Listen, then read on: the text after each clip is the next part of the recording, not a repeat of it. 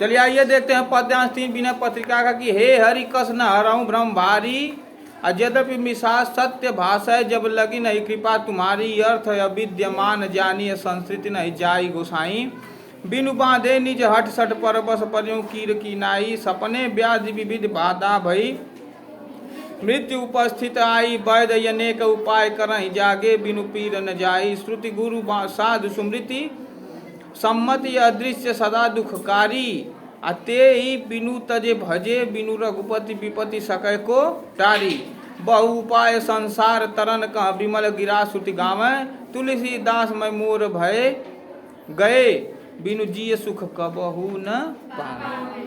तो ये अर्थ जान लेते हैं। कस माने होता है क्यों, मृषा माने मिथ्या, अर्थ मतलब इंद्रियों के विषय, अविद्यमान मतलब नाशवान, संसित मतलब संसार, कीर मतलब तोता, व्याधि मतलब रोग, श्रुति मतलब वेद, सम्मत मतलब के अनुसार, दृश्य मतलब संसार, टारी मतलब टालना, दूर करना, गिरा मतलब माड़ी, और तरन मतलब तरना या फिर पार होना।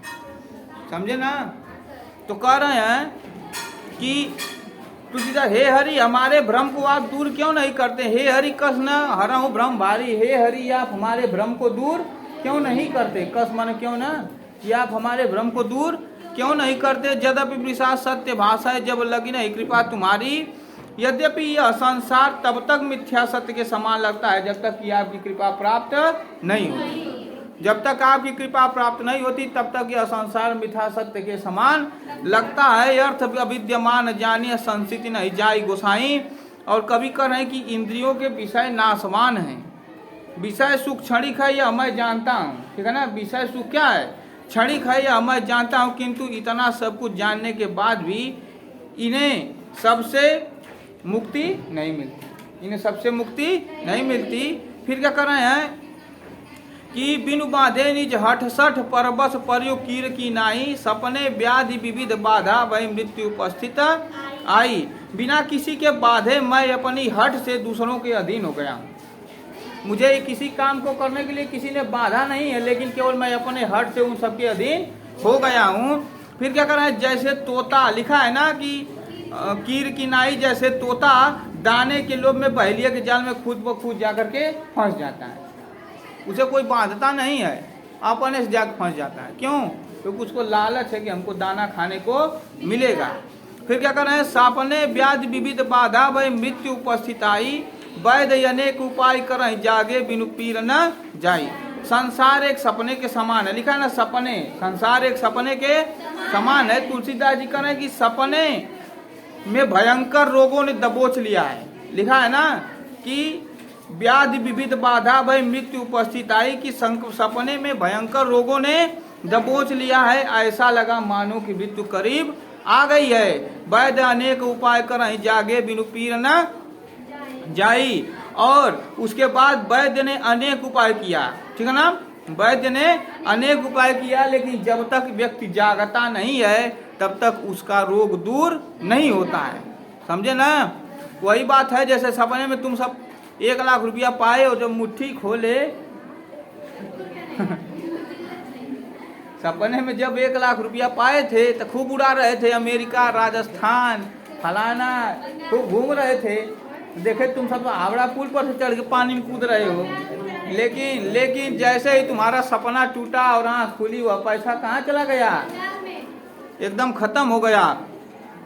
ठीक उसी प्रकार आगे क्या कर रहे हैं, वैद्य अनेक उपाय करें जागे बिनु पीड़ न जाई।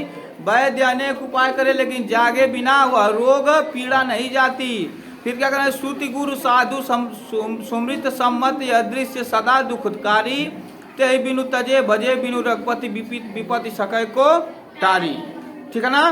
फिर क्या कर रहे हैं कि वेद उपनिषद स्मृतियां संत आदि यह कहते चले आए हैं कि यह दृश्य जगत दुख का रूप है। इस दृश्य जगत के बंधनों से अपने आप को मुक्त करके जब तक भगवान का भजन न किया जाए तब तक मनुष्य आवागमन के चक्र से अपने आप को मुक्त नहीं कर सकता, ठीक है ना। फिर क्या कर रहे हैं, बहुपाय संसार तरन का विमल गिरा श्रुति गावे, तुलसीदास में भोर मोर गए बिनु जिय सुख कबहू न पावे। तुलसीदास जी कह रहे हैं कि संसार रूपी सागर को पार करने का के अनेक उपाय है, किंतु वेद श्रुति अपनी पवित्र वाणी में यह गा रहे हैं कि जब तक जीव का मैं और मेरा का भाव रहेगा, जब तक जीव यह कहेगा कि यह मैं हूँ और यह मेरा है, यह भाव जब तक रहेगा तब तक कभी सच्चा सुख पा नहीं सकता। सच्चा सुख पाने के लिए उसको क्या करना होगा? दूर करना होगा, ठीक है ना, और त्याग करने से ही सच्चा सुख प्राप्त कर सकता है, ठीक है ना। इंसान त्याग करने से ही सच्चा सुख को प्राप्त कर सकता है। लेकिन जब तक उसके अंदर यह भाव रहेगा कि वह मैं हूँ और वह चीज मेरी है, ठीक है ना, इन दोनों के चक्कर में जब तक वह फंसा रहेगा तब तक वह इस संसार के किसी भी सुख को प्राप्त नहीं कर सकता है, ठीक है ना। इस प्रकार इसमें शांत रस की बात कही गई है। शांत रस की बात, इसमें भ्रांतिमान अलंकार है। कौन सा अलंकार है? भ्रांतिमान अलंकार है। इस प्रकार यह पद्यांश 3 समाप्त हो गया।